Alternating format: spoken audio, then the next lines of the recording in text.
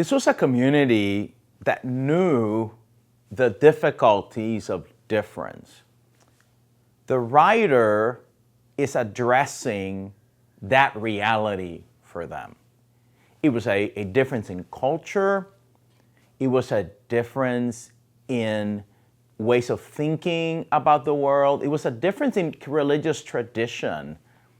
It was a difference in the way in which they responded to an encounter with divine life. So in some ways, this community has a lot that might keep them from living into this call that the writer of Ephesians is calling them into. And in fact, the writer reminds them of who they are, using the Pauline type of example. He says, me like Paul who was an apostle, Paul who planted churches in those areas, Paul who was a prisoner on behalf of the good news, because of the good news, that Paul. So Paul himself knew struggle. This author of this letter kind of claims that authority of Paul and then reminds us of something.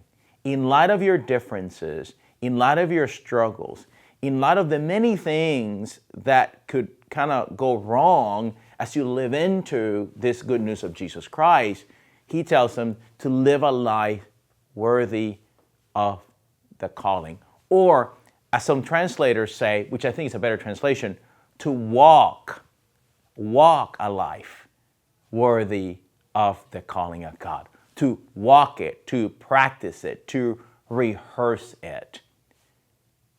What does that look like in a community that has so much going against them being a community?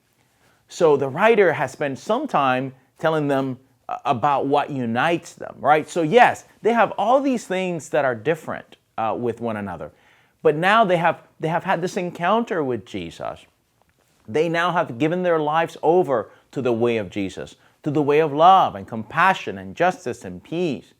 And now that commonality needs to be put at the forefront in the midst of their difference.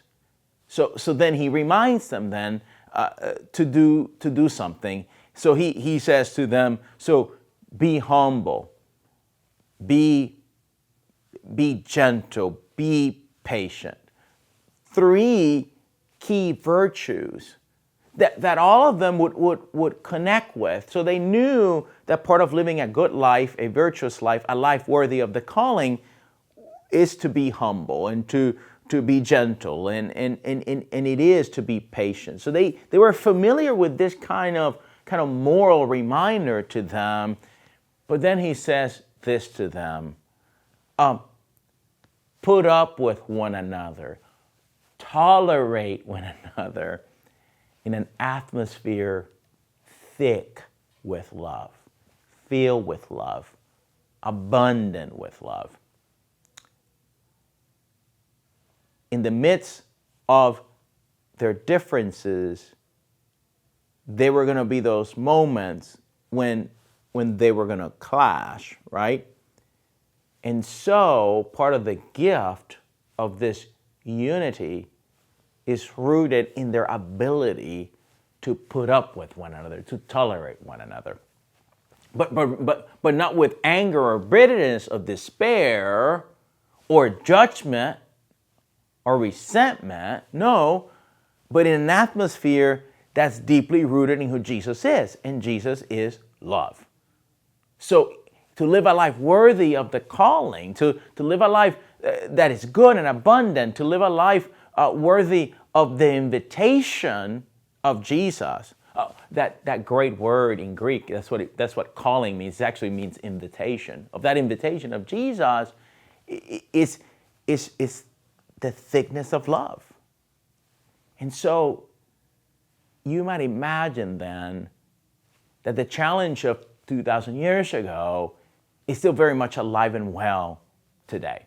How often do we recognize that there are all these differences among us? Even in our own families, we struggle with that. We some of us wonder,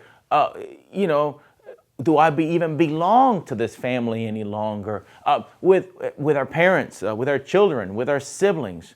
And we haven't even gotten started with those who are not kin in those ways, right? With our coworkers, with the person we have known a long time, with our friendships. In the midst of all that's happening in our lives and the fast pace of our lives and the technological advances of our life and the way our political life is going, we are hyper-focused on all that divides us. And it's overwhelming. And we don't want to live a life like that. We feel exhausted by it all, and we want to disconnect. And we just want to kind of hide in our own little corners, right? And just be hanging around with people that are just like us, right? It's a lot easier emotionally to do that. And we feel, well, that's the way we live our lives, is with people like us. But today, the gospel reminds us of something different. Oh, I know. It would be a lot easier if we were always with just people like us, right? That agreed with us, that looked like us, that ate like us, and drank like us, and lived like us. But that would not be a life that would be textured and abundant. It would be kind of flat, wouldn't it? So on a recent Sunday morning, I looked out at the congregation. It's always interesting, actually, to do that. And I thought about all who gathered there. And I knew some of the stories. I knew some of the life circumstances. I knew some of what was happening. And then I thought about the many other things that I did not know. In fact, the majority of things that I had no idea about. And I thought about the beauty of difference in this body that we call the church.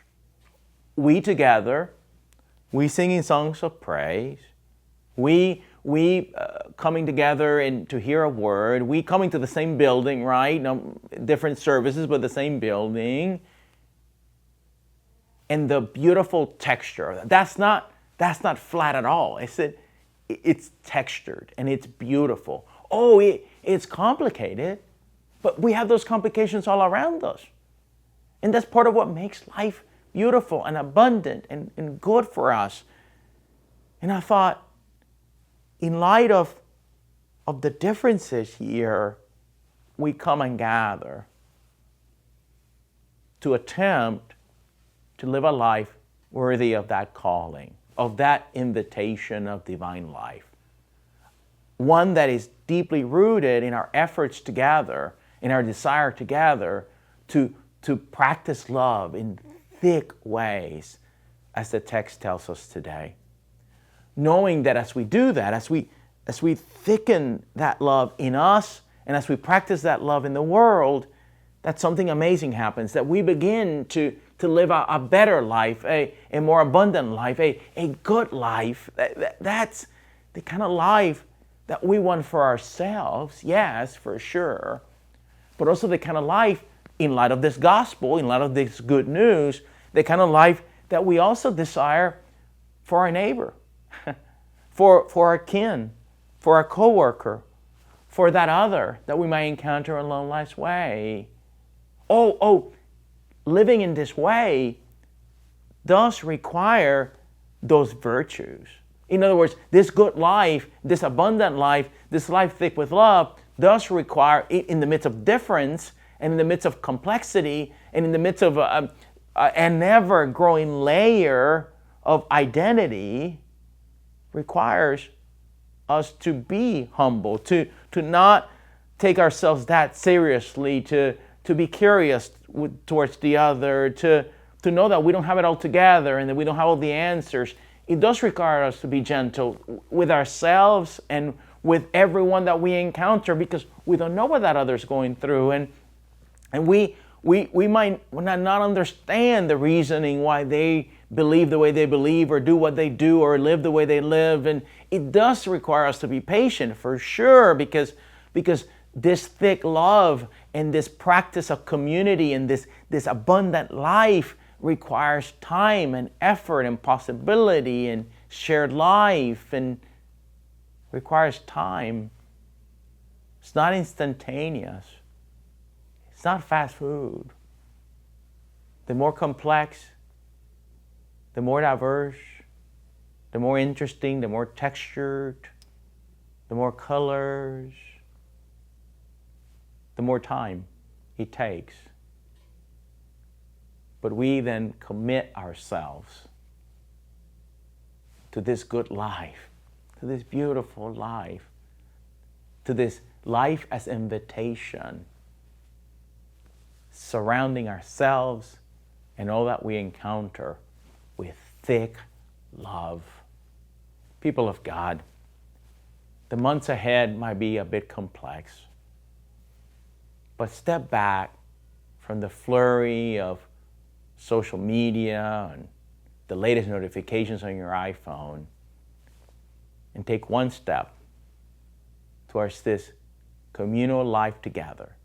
Maybe you begin here in this congregational life. Maybe you come on a Wednesday night, or maybe you come to Theology on Tap on a Monday, or maybe you go to the grief group, or maybe you come to worship at 10:30, or maybe you log into Zoom for an opportunity. You practice this community together, this life together in the midst of difference.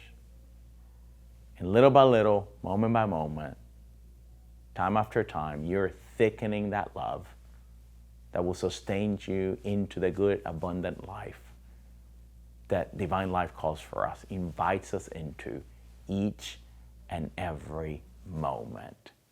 Thanks be to God. Amen.